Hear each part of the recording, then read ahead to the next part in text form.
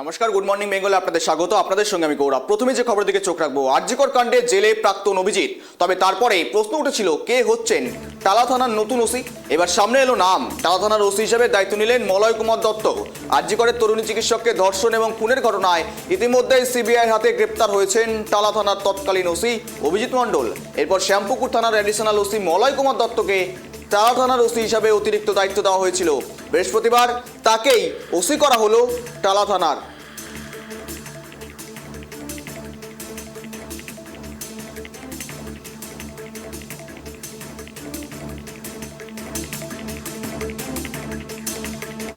আর এবার যে খবরে চোখ রাখবো, প্রায় 8 কোটি টাকার নিষিদ্ধ কাপ সিরাপ সহ গ্রেপ্তার 5 জন। কোথা থেকে গ্রেপ্তার, কিভাবে উদ্ধার অভিযান চালানো হলো, সমস্ত কিছু জানবো। আমাদের প্রতিনিধি ইতিমধ্যে ফোন করে জুড়ে রয়েছে হাওড়া থেকে প্রসেনজিৎ। প্রসেনজিৎ, নিষিদ্ধ কাপ সিরাপ সহ গ্রেপ্তার 5, তোমার কাছে কি আপডেট রয়েছে? মূলত কিভাবে অভিযান চালানো হয় এবং কি কি উঠে এসেছে এই অভিযান থেকে?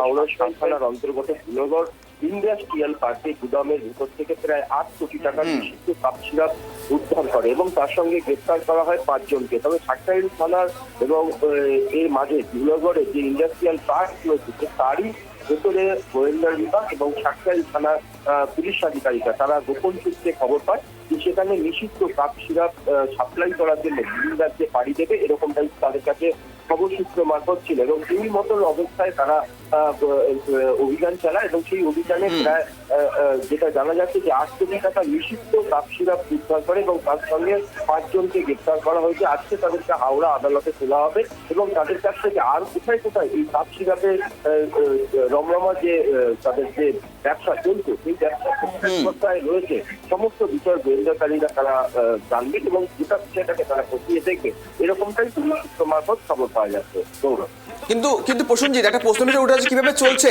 এই রমরমিয়ে অবৈধ কারবার? দিনের পর দিন বেড়ে চলেছে এই অবৈধ কারবার। প্রশাসন, পুলিশের নজরদারি কোথায়? কিন্তু মূলত তাদের অভিযানে নিশ্চয়ই উঠে আসছে, বড় সাফল্য পাচ্ছে, কিন্তু প্রশ্নের বিষয় কেনই এত রমরমিয়ে চলছে এই অবৈধ কারবার?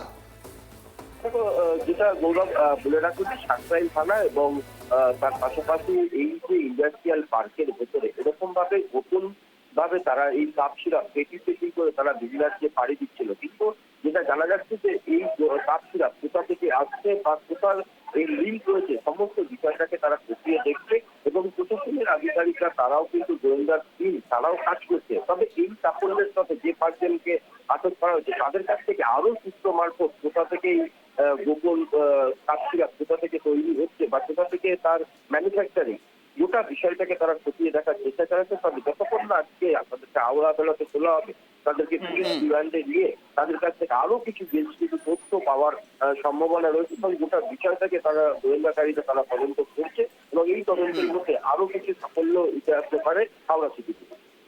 একেবারে ধন্যবাদ তোমাকে সঙ্গে থাকার জন্য। ধুলোগড়ের ইন্ডাস্ট্রিয়াল পার্কের একটি গুদাম থেকে 5000 বাক্স সিরাপ উদ্ধার করে পাশাপাশি 5 জনকে গ্রেপ্তার করে পুলিশ। কোথায় কোথায় নেশার সিরাপ সরবরাহ করা হতো তার তদন্ত শুরু করেছে পুলিশ এবং খতিয়ে দেখা হচ্ছে ইতিমধ্যেই।